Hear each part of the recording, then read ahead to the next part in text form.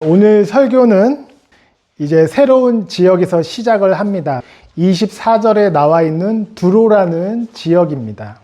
이 두로라는 지역은 성경책에서 부정적인 의미로 사용되는 그런 장소입니다. 이스라엘 밖에 있는 그런 지역인데요. 이제 항구 도시입니다. 항구 도시이기 때문에 여러 가지 물건들과 배들이 들어갔다 나갔다 하는 바쁘고 분주한 도시입니다. 그러니까 물건도 많고 사람도 많고 또 물자도 많고 돈도 많이 도는 그런 곳이 바로 두로라는 지역입니다. 사람들이 많기 때문에 여러 온갖 종류의 사람들이 오면서 뭐 하나님을 믿는 사람도 있고 여러 가지 우상을 믿는 사람들이 혼합되어 있는 곳입니다. 그런데 두로가 왜 이렇게 부정적으로 쓰였냐면 성경에 있어서 아주 악독한 여자가 구약시대에 한 명이 있었습니다. 바로 이세벨이라는 여자가 있었는데요. 그 여자가 바로 이 두로 출신입니다. 이세벨이라는 여자 때문에 이스라엘이 거의 망하게 될 뻔했었거든요. 그래서 이 두로는 이스라엘의 원수였습니다. 근데 저는 이 두로를 생각할 때마다 이 미국 LA 그리고 샌프란시스코가 떠오릅니다. 굉장히 아름답고 또 사람들도 많고 또 부유하고 풍족하고 사람들이 굉장히 치열하고 힘들게 살아가면서도 그래도 전 세계적으로 봤을 때 또 부유하고 먹을 것도 많고 즐길 것도 많고 또 여러 이민자들이 많이 있기 때문에 교회도 있고 절도 있고 무슨 여러 사원들도 있고 영적으로 보면 아주 모든 것이 혼합되어 있는 그런 곳이 이 두로, LA, 샌프란시스코가 아닌가 이렇게 생각이 듭니다. 그런데 예수님께서 이 부정적인 땅에 두로라는 곳에 지금 가신 것입니다. 왜 가셨을까요? 우리 24절을 다시 한번 읽어보겠습니다. 예수께서 거기에서 일어나셔서 두로 지역으로 가셨다. 그리고 어떤 집에 들어가셨는데 아무도 그것을 모르기를 바라셨으나 숨어 계실 수가 없었다. 어떤 집에 들어가서 조금 숨어 계시려고, 좀 쉬시려고 이렇게 간 것 같습니다. 사역을 하면서 여러 많은 사람들을 이렇게 접하다 보면, 사람들을 많이 상대하다 보면 좀 피곤할 거 아닙니까? 뿐만 아니라 예수님을 좋아하는 사람도 있었지만 싫어하고 공격하는 사람들도 있었습니다. 대표적으로 바리새인들과 서기관들 같은 그런 사람들이 예수님을 계속 쫓아다니면서 공격을 했기 때문에 그들을 좀 피하고자 이렇게 두로라는 지역으로 가신 것 같습니다. 하지만 이것은 이제 표면적인 이유고 궁극적인 진짜 이유는 오늘 본문에 나와 있는 이 한 여인, 귀신 들린 딸을 고쳐주기 위해서 예수님께서 일부러 두로에 가신 것입니다. 26절을 보면 이 여인에 대해서 프로필이 나와 있습니다. 그 여자는 그리스 사람으로서 시로 페니키아 출생인데 자기 딸에게서 귀신을 쫓아내달라고 예수께 간청하였다. 이 여자에 대해서 이제 프로필이 나옵니다. 그리스 사람입니다. 이거는 이제 헬라 사람이란 것입니다.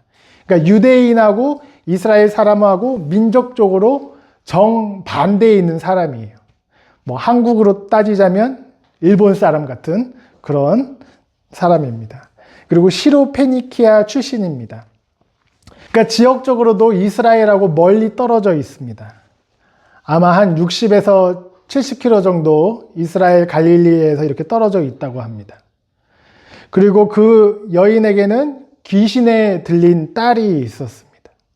그러니까 하나님도 모르고 하나님하고 관계도 없고 구약 성경인 율법도 모르고 게다가 귀신 들린 딸까지 갖고 있으니까 이스라엘 사람 기준으로 보았을 때는 최악의 여자인 것이고 굉장히 비참한 여자인 것입니다. 그래서 이런 여자가 그것도 본인이 지금 두로라는 지역에서 부정적인 곳에서 거주하고 있는데 예수님을 만나고 예수님하고 접촉하는 것은 지리적이거나 종교적이거나 민족적으로도 절대적으로 불가능한 것이었습니다.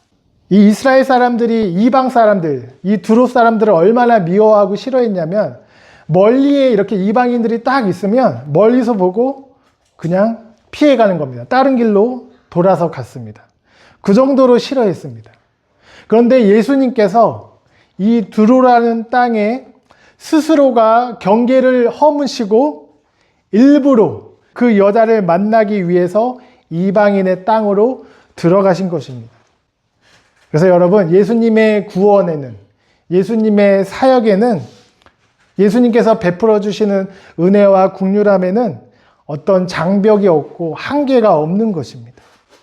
자, 그러면서 이제 예수님이 오셨고 이 여인에게, 또 이 여인의 가정에게 회복의 시작이 일어나게 됩니다. 그런데 이 시작이 지난주하고 똑같습니다.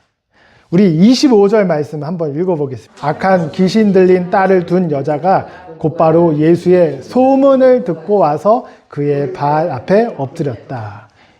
지난주에 그 혈루병에 앉은 여자가 회복되는 첫 번째가 뭐였죠? 소문이었어요. 소문.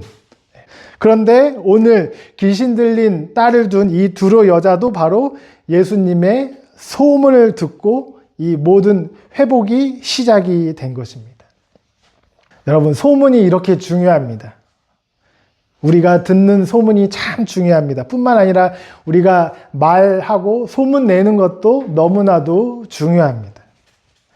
여러분, 지난 한 주 동안 무슨 소문, 무슨 뉴스를 들으셨습니까? 그리고 지난 한 주 동안 무슨 소문을 내셨습니까? 무슨 말을 퍼뜨리셨습니까? 여러분, 정말 살아있는 생명의 말씀인 복음과 하나님의 말씀을 들으시고 하나님의 말씀을 소문내는 우리가 되면 좋겠습니다. 그러니까 이 여자도 이방 여자이기 때문에 구약 성경을 전혀 모르니까 하나님에 대해서 하나도 모릅니다. 그러니까 예수님에 대해서 알 턱이 없습니다.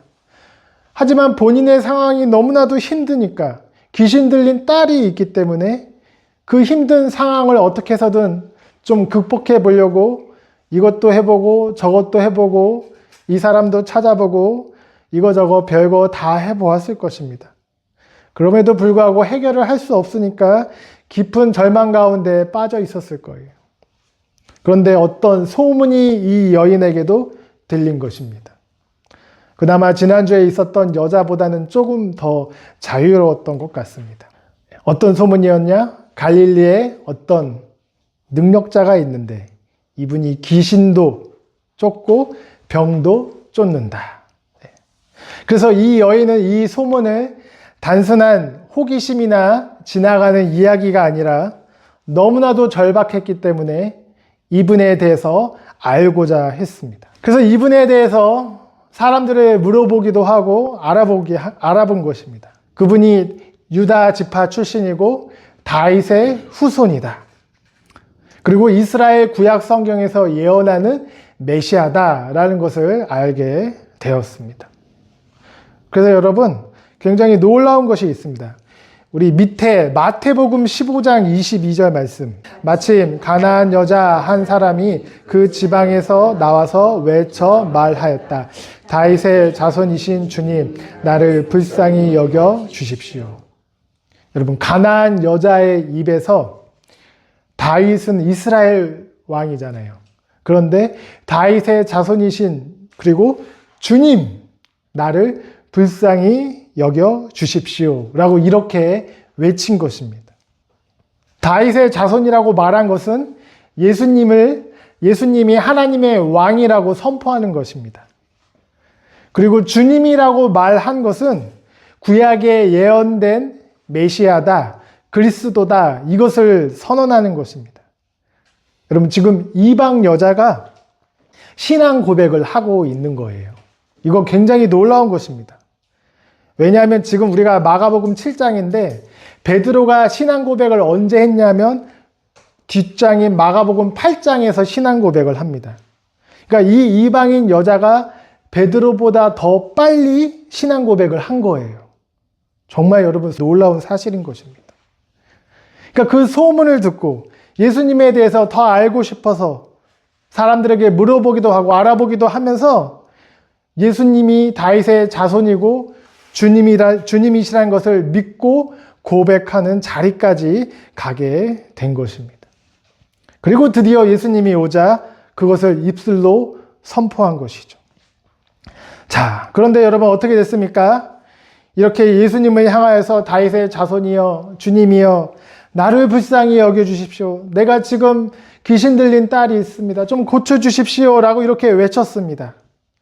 그런데 예수님께서 어떻게 응답하셨을까요? 마태복음 15장 23절 그러나 예수께서는 한마디도 대답하지 않으셨다. 그때 제자들이 다가와서 예수께 간청하였다. 저 여자가 우리 뒤에서 외치고 있으니 그를 안심시켜서 떠나보내 주십시오. 네. 이 말씀을 딱 읽으면 아멘이 안 나오죠? 네. 사람을 불렀는데 듣는 척도 안 한다? 대답도 안 한다? 여러분 살다 보면 이런 거 한 번씩 다 경험해 보셨죠? 그럼 기분이 얼마나 나쁩니까? 근데 이 여자가 여러 번 간청을 한 것 같아요. 그럼에도 불구하고 예수님이 대답을 안 하니까 오히려 옆에 같이 있었던 제자들이 문 안에서 예수님께 간청을 한 것입니다. 저 여자가 우리 뒤에서 계속 소리 지르고 외치니까 예수님 좀 돌봐주시고 좀 떠나가게 편안하게 돌아갈 수 있게 좀 해주십시오 라고 옆에 있던 제자들이 그렇게 예수님께 간청할 정도로 예수님이 그 여자를 외면하신 것입니다. 그런데 제자들의 이 요청에 예수님이 이렇게 대답하십니다. 마태복음 25장 24절 예수께서 대답하셨다. 나는 오직 이스라엘 집에 길을 잃은 양들에게 보내심을 받았을 따릅니다. 외면하셨습니다. 나는 이스라엘 사람들 살리려고 왔지. 그런데 저 여자는 이방 여자 아니냐? 부정한 땅에서 태어나서 우상들 섬겼던 그런 여자 아니냐? 그 여자의 외침에 예수님께서 그 어떤 응답도 주지 아니하시고 침묵하셨습니다. 이런 성경 구절을 우리가 딱 접하게 되면 굉장히 당혹스럽습니다. 원래 우리가 알고 있는 예수님은 사랑의 예수님이요. 우리가 작은 기도에도 응답해 주시고 우리의 신음소리에도 반응해 주시고 지난주에 있었던 그 혈류증의 여인이 옷깃만 잡아도 예수님께서 뒤돌아보시고 고쳐주시는 그런 사랑이 많으시는 분이신데 지금 오늘 본문에는 너무나도 차갑게 그 여인을 투명인간 취급하고 있는 것입니다. 왜 예수님께서 이렇게 외면하셨을까요? 왜 이렇게 차갑게 반응하셨을까요? 제가 3가지 정도 이유를 이렇게 찾았습니다. 먼저 우리는 이것을 알아야 됩니다. 첫 번째는 예수님께서 두로라는 땅에 오신 것 자체가 이미 응답이라는 사실입니다. 굳이 찾아와도 되지 않아야 될 그 부정한 땅에 예수님께서 경계를 넘으셔서 일부러 발걸음을 옮기셨다는 것, 그것 자체가 이미 응답이라는 것입니다, 여러분. 여러분, 예수님께서는 태초 전부터 이미 우리를 다 선택하시고 이미 우리를 다 불러주셨습니다.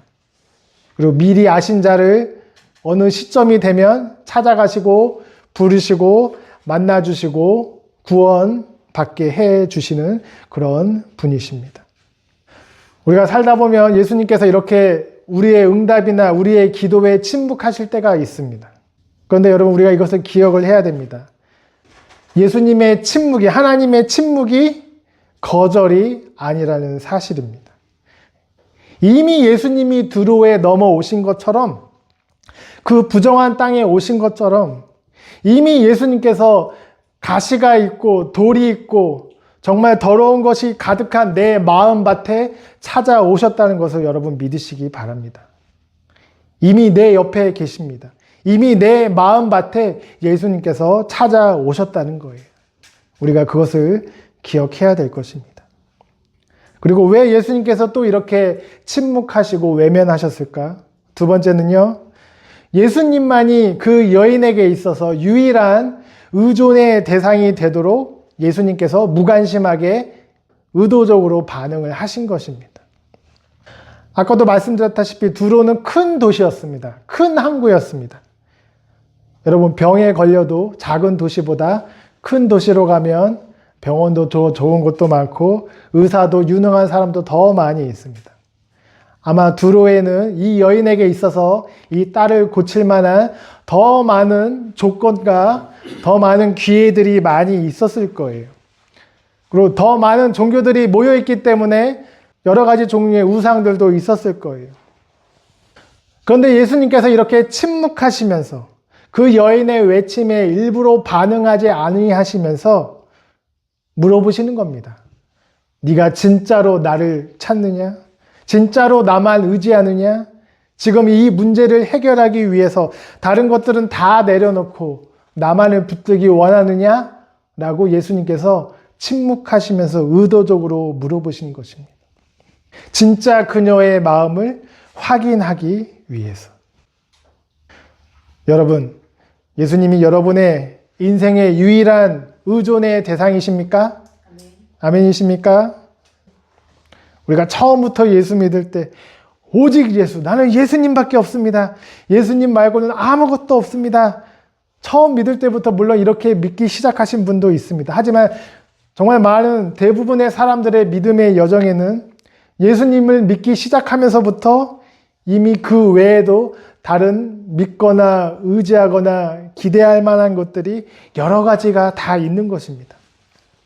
그래서 예수님만 믿는 것이 아니라 예수님도 믿고 예수님 외에 다른 것에도 나의 마음이 의지가 되고 평안이 가고 그것을 기대는 것입니다. 그런데 신앙의 여정을 살아가면서부터 시간이 지나면서부터 진짜 우리가 예수님을 믿게 되면 하나님께서 예수님 외에 믿고 의지하는 것들을 하나하나 떨어져 나가게 하십니다.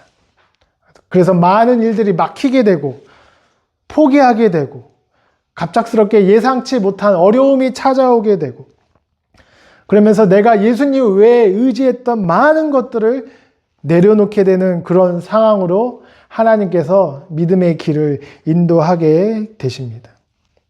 내가 의지했던 의존의 대상들이 다 사라지게 되면서 이제는 정말 예수님 하나밖에 안 남게 되는 것입니다. 그래서 예수님께서 침묵하셨던 것입니다. 이런 침묵의 과정을 통해서 하나님 외에 내가 의존했던 다른 것들이 다 불타 없어지게 되고 믿음의 불과 같은 시련을 통과하게 되면서 내 안에 예수님 외에 다른 불순물들이 다 빠져나가게 된 것입니다. 그러면서 예수님만 남아있고 예수님만 바라보고 예수님만 의지하는 온전한 믿음으로 만들어 가시게 되는 겁니다. 그래서 여러분, 믿음이란 게 참 신기한 게요. 진짜 믿음이 그 안에 있으면요. 하나님이 침묵하실 때 믿음이 떨어지는 것이 아니라 하나님이 침묵하실 때 희한하게 그 하나님을 더 붙잡고 의지하고 싶게 됩니다. 하나님께 더 매달리게 됩니다. 기도의 응답이 느리면 느려질수록 내가 막 포기해버리고 그런 것이 아니라 하나님을 더 붙잡게 되고 하나님께 더 나아가고 싶게 되는 거예요. 참 희한합니다, 그것이.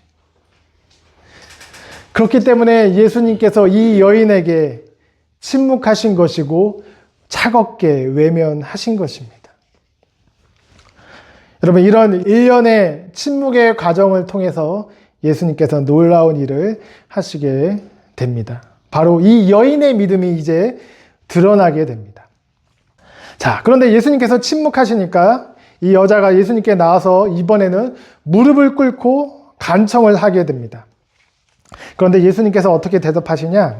이제 마가복음 7장 27절을 한번 보겠습니다. 예수께서 그 여자에게 말씀하셨다. 자녀들을 먼저 배불리 먹여야 한다. 자녀들이 먹을 빵을 집어서 개들에게 던져주는 것은 옳지 않다라고 이렇게 얘기합니다. 여러분, 지금 예수님께서 이제 침묵하시다가 대답을 하시는데 많은 성도들이, 많은 사람들이 이 부분을 읽다가 고민에 빠집니다. 지금 이 여인에게 개보다도 더 못한 존재라고 지금 말하고 있습니다. 예수님이 지금 격려를 못 해줄 망정 이 여인에게 지금 모욕을 하고 이제 수치심까지 주고 있는 것입니다.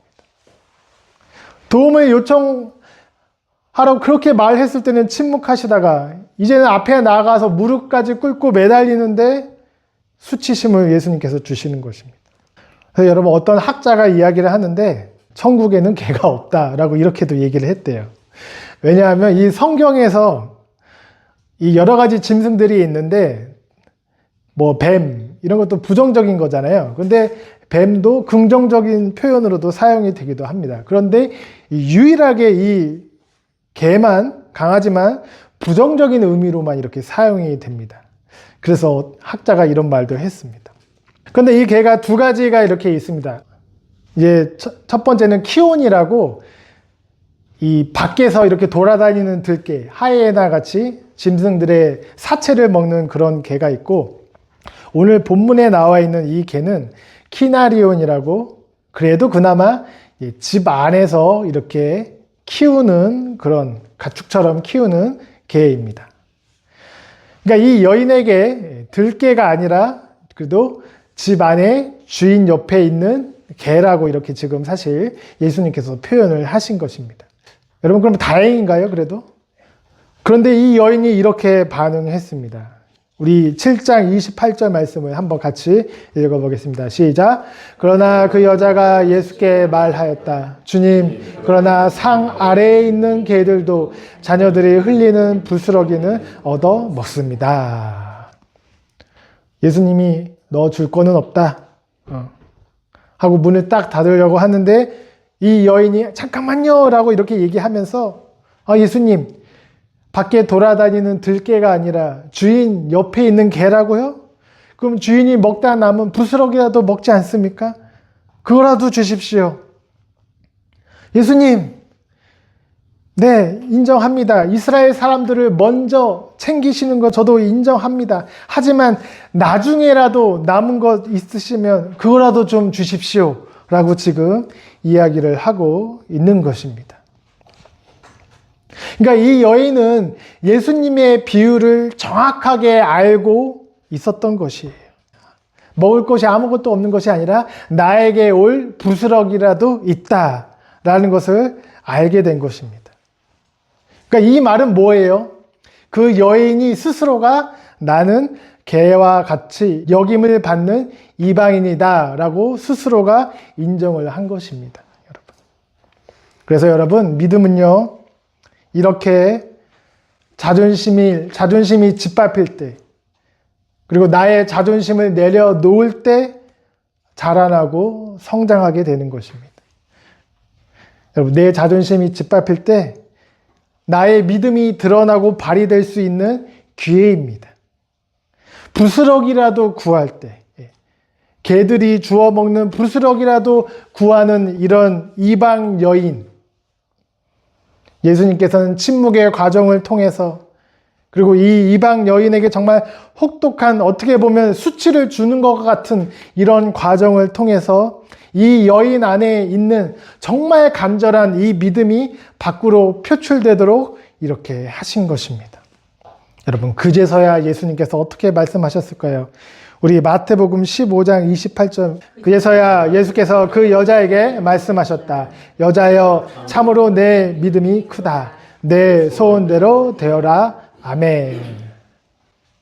예수님께서 뭐라고 얘기하셨죠? 여자여라고 했잖아요. 아까는 뭐라고 하셨어요? 이방인이라고, 사실 개라고 표현을 하신 건데 여자여라고 하셨습니다. 그리고 참으로 내 믿음이 크다. 참으로 감탄하시면서 내 믿음이 크다라고 말씀하셨습니다.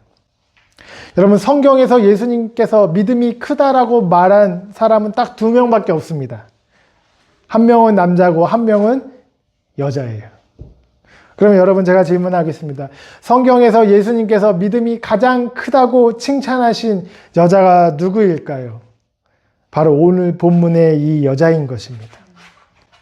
그래서 여러분, 성경책에 여러분 메모를 쓰세요. 여자 중에 가장 믿음이 큰 여자, 마리아도 아니고 바로 이 이방 여자, 이름 없는 귀신 들린 딸을 갖고 있는 두로에 사는 여자가 믿음이 가장 크다고 예수님께서 말씀하셨습니다. 그래서 헬라어로 메가 피스티스, 메가, 복권 중에서 큰 게 메가 로또잖아요. 그리고 도시 중에서 뭐 1000만 명 이상 모여야지 메가 3라고 하잖아요. 메가 피스토스가 큰 믿음이라는 거예요. 그만큼 크다는 거예요. 1000만 명 모일 만큼의 믿음이라는 것입니다. 이 여인의 부스러기를 구하는 믿음이. 예수님께서 어떻게 대답하셨나요? 내 믿음이 크다라고 말씀하시고 나서 내 소원대로 되어라. 내 큰 믿음, 네가 그렇게 희망을 갖고 나 하나만을 절대적으로 의존하고 내가 그렇게 침묵하고 너를 외면했음에도 불구하고 나 하나만을 온전하게 붙잡았던 그 믿음, 너의 말대로 내 소원대로 되어라. 예수님께서 선언해 주셨습니다. 여러분, 이 여인의 믿음의 말대로 그 딸은 낳게 되었습니다. 우리 마가복음 7장 30절 한번 읽어보겠습니다. 시작. 그 여자가 집에 들어가서 보니 아이는 침대에 누워있고 귀신은 이미 나가고 없었다. 아멘. 그 여자가 집에 가기도 전에 이미 귀신은 나가서 없었던 것입니다. 예수님께서 이미 두로에 들어오셨을 때 기적을 계획하고 계셨고 실행하셨던 것입니다. 두로에 오신 것 자체가 이미 응답하셨던 것이고 이 여인에게 내 소원대로 될지어다 말씀하셨을 때 이미 귀신이 떠나버린 것입니다. 그래서 여러분, 우리도 믿음의 선포를 합시다. 믿음의 소원을 품읍시다. 저를 한번 따라해 주시기 바랍니다. 나는 잘 될 겁니다. 하나님이 나를 도와주실 것입니다. 하나님이 선을 이루시고 승리하게 하실 것입니다. 네, 우리 가정은 잘 될 것입니다. 우리 교회도 잘 될 것입니다. 아멘, 할렐루야. 네. 그래서 사랑하는 성도 여러분, 예수님의 침묵은 거절이 아닙니다. 이미 두로 땅에 오신 것처럼 이미 우리 가운데 찾아오셨습니다. 여러분, 절대적으로 예수님만 의지하시기 바랍니다. 그리고 여러분의 인생 가운데 하나님의 침묵이 길어졌을 때, 혹은 하나님이 나를 일부러 외면하시는 것 같고 냉담하게 나를 버리신 것 같은 그 상황이 바로 내 안에 믿음의 불순물들이 빠져나가고 나의 하나님을 향한 그 믿음이 증거되고 드러내는 기회라는 것을 기억하시기 바랍니다. 여러분도 주님으로부터 내 믿음이 크다, 내 소원대로 될지어다, 집에 들어가 보니, 여러분의 사업터로 가보니, 여러분의 사회 현장으로 가보니 이미 귀신은 떠나가고 승리했다. 이런 귀한 믿음의 역사가 저와 여러분의 삶 가운데 넘치시길 주님의 이름으로 축원드립니다.